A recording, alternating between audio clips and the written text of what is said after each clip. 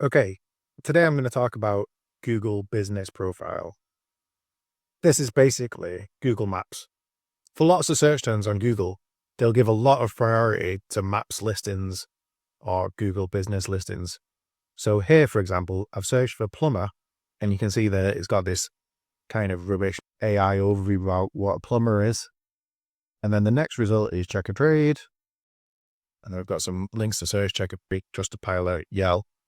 And then the next result is this list of businesses. And these are all Google business profiles. So Northwest Plumbing, JC Plumbing, Allen Plumbing. And you'll see as well that these are all local to me. Manchester. Let's see where these guys are on the list. So here's one over towards Rochdale, around me in Prestwich here, and up towards Bury. So Google knows, without me having written anything about Prestwich here, that I'm in Prestwich, which is in Manchester near Bury. And you can see here it's also suggesting Bury, Radcliffe, these local search terms. And then it's prioritizing these Google business listings, which appear before the organic search results, which is like, that's quite far down the page that I had to scroll there to see the organic search results. On this next tab, I've got electrician. Here I've searched for electrician. I've got the AI overview thing as well. And then the same kind of thing, search check a trade, search trust a trader, search back. And then businesses, and it's listing electricians near me. And again, these are Google business profiles. And then we've got the organic results after those, check a trade. The organic results even are after the check a trade bit and the FAQs about electricians. And here I've got party equipment hire. Again, it knows that I'm in Prestwich without me having searched for Prestwich. And this is a fresh Firefox tab with no history. And then in the places list, it's listing a load of places that are near me in Prestwich. And then we've got the organic results after that. So we can see that it would be really good to be showing in this list here. And these are the Google business listings. So to get a Google business listing is pretty straightforward. Verifying can be pretty time consuming, but it's nothing too tricky. And as long as your details are accurate, you shouldn't have any huge problems. So to sign up for Google Business, just like any other Google product, you're going to need a Google account. You've probably got a Google account because you'll need one for YouTube, for an Android phone, for using Google Maps, or for using any Google services, basically. You'll need a Google account. So if you haven't got one, you should probably get one anyway, because you'll also need one for Google Search Console, which I've done a video about just recently. So once you've got your Google account, you'll go to google.com/business. BUSINESS. Google.com/business. And it says, stand out on Google with a free business profile. And then we'll click the big get started button. Then we're going to sign in. I use a password manager. So bear with me here while I sign into my password manager. You should probably use a password manager as well, but that's too much to get into now. Okay, I'm going to sign in with my password manager. And yeah, you can see here, you search for your business name and your category. So I'm going to put some test business info here just to test business, test category. Oh, it wants me to select a real category. I'll put website designer. It'll ask me some questions here, like, do we have a location that people can visit? So I'll say no. Where do we serve our customers? So here we can select your delivery areas or service areas. So I'll put Manchester, UK. What contact details? I won't include any contact details for now. Oh, must include a website address. Okay, so I'm going to put this example website, example.travel.com, where you put your actual website address in there.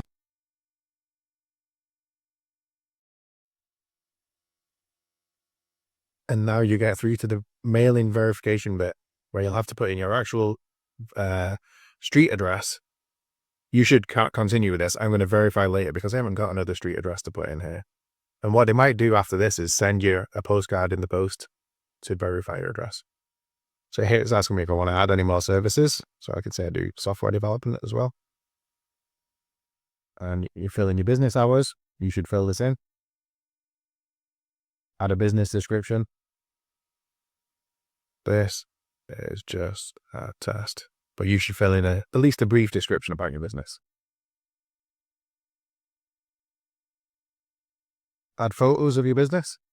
So here you want to at least upload a photo of your logo and hopefully a photo of some examples of the work that you've done. And then it'll want you to sign up for Google Ads. You should skip this probably. It's a bit of a rabbit hole to go down to and immediately start making advertisements for your business. And then it'll also ask you then if you want to create a Google Workspace account, which is Google's paid web hosting and email address system. You don't need to do this, so you can click skip. And then it'll tell me that my edits are visible once I'm verified, because it's waiting on my address to be verified, which I haven't put in yet. And now that I've finished, you can see my business is not visible to customers because it's waiting to verify my address details. If I can click this verify details, it wants me to put in a postal address. So you'll have to go through this yourself and you'll put in an actual postal address. And then it'll send you a postcard to verify that address and verify that it belongs to you. So there's a few ways that your business can be verified. Google will use an algorithm to decide which of these ways it's going to use for your business. I would imagine that this will take into account things like company's house records or Google's existing idea of where your business is and its location. In the worst case, they can send you a postcard in the post, and the postcard will contain a code that you need to enter into the Google website to verify your address, which can take a few days. But otherwise, it should be just a day or two maximum to verify your business. And it might even be immediate. I'm not too experienced with the verification process, to be fair. So you've got your business verified and now it's showing up on Google. Here's what the Chobble business listing looks like. I'm still fairly new as a business, so I don't have a massive amount going on here, but it's the example that I can show you. So what have we got? So let's go through each of these sections in order. So we've got edit profile, where you can edit the details about your business, which includes your business name, your category, your description, opening date, contact details, website address, all that sort of stuff. You should fill in as much of this as you possibly can. You should especially make sure that your service areas are filled in because this tells Google directly which locations your customers are in. And if you've got opening hours that matter, then you should fill in the opening hours section too. There's tons of details that you can fill in here that will apply to different types of businesses. For me, as a software developer at home, I don't deal with people at the location, so there isn't a lot for me to fill in here. But if you ran, for example, a restaurant, there's a whole bunch of details that you could fill in about the various ways that your business operates. So that's your business information. Next up, we've got read reviews, where you can see the reviews that people have left on your business. It can be quite nice to reply to your reviews. I don't know if I've replied to everyone here. No, I haven't. I really should get on that. Thanks for everyone who's left me a review. You should especially reply if you get a negative review and you think that it's unfounded, because I think it's worth raising that in your Google business listing. Next, we've got photos, where you can upload photos that show off your business. In here, I'd make sure to upload at least your logo and a cover photo, which will show in the header box on your listing profile. And also upload some examples of work that you've done, because that's what people who are searching for your business will be looking for. You might also want to upload a photo of yourself if you've got a smart one. Photo listings that have got photos look better than listings that don't have photos, so I think it's worth doing. Next, we've got performance, which tells you some details about how your business is doing on Google. For me, honestly, it's not great. 44 clicks, 39 clicks, 66 clicks in January. I suppose that's better. But not a lot of clicks every month. Hopefully yours will do better, and hopefully mine will pick up. I haven't really thought too much about advertising locally, and I should really get on that. And here we show the search terms that showed up your business profile. For me, it's mostly people searching for Chobble. A few people are searching for web design pro switch. Got how many people called me? 0, apparently. No bookings. 167 people, it says, asked for directions to my business. I'm not really sure if that makes sense because not many people would want to come visit my address for web design stuff. So I think that might be a bit of a mistake. On website clicks, 6 clicks, it says, which I think surely there's got to be more than that. So who knows how accurate this data is. If it is accurate, that's a disappointing amount of website clicks for me. But there you go. Okay, next is advertise. I won't click into that because that's Google Ads, and there's a whole week's worth of lessons. Okay, next up is advertise. I won't click through into that because that's about Google Ads, and there's hours that we could spend talking about Google Ads. Okay, so next up we've got edit products. In here you can list products that will appear in Google search and on maps. How these show up, I'm not actually 100% sure, so I'm going to get back to you and let you know once I've dug into that. Next up, we've got edit services. Here you can list the various services that your company provides. You want to make sure that everything that you do is covered in here. Google lets you add more services, and then you can add a custom service if Google isn't suggesting one that exactly matches what you're after. Next, we've got bookings. If you've got a booking system, you can add a link to it here, which will allow customers to book directly through it.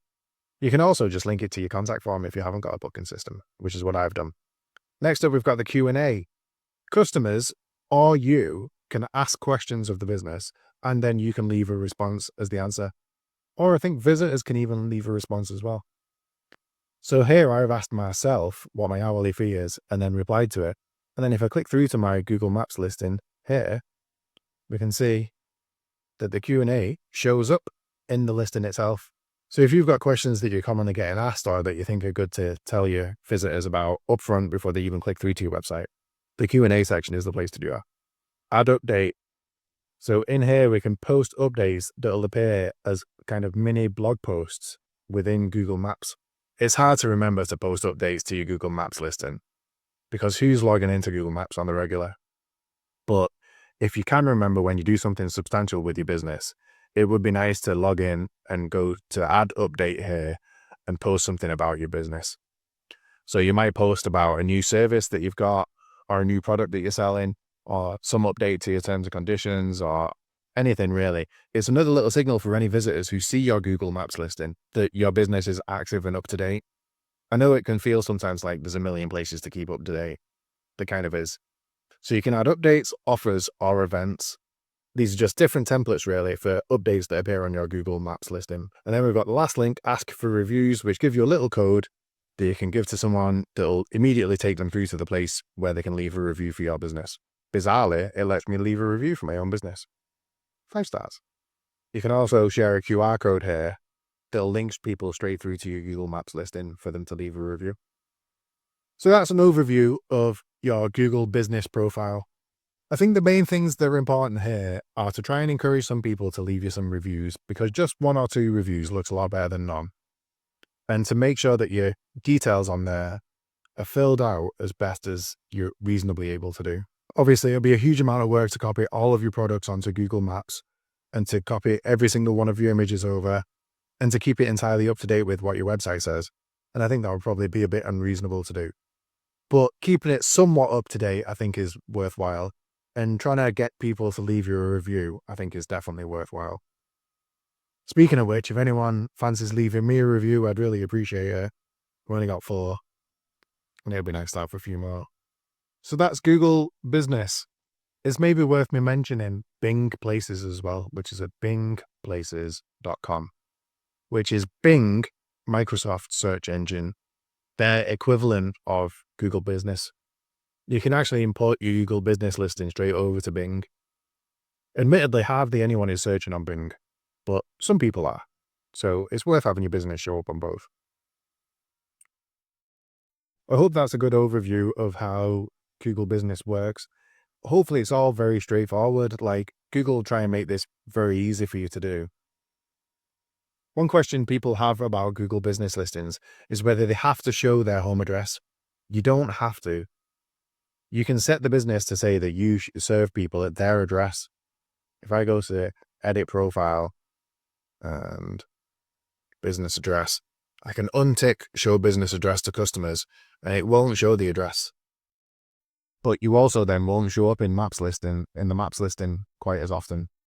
So this is your call. I've taken the view that it's probably worth my address showing up for the sake of showing up a bit more often. Whether that's accurate, I don't really know. So to go over again, that website is business.google.com. Okay, as ever, I hope that was useful. If you've got any questions, please let me know.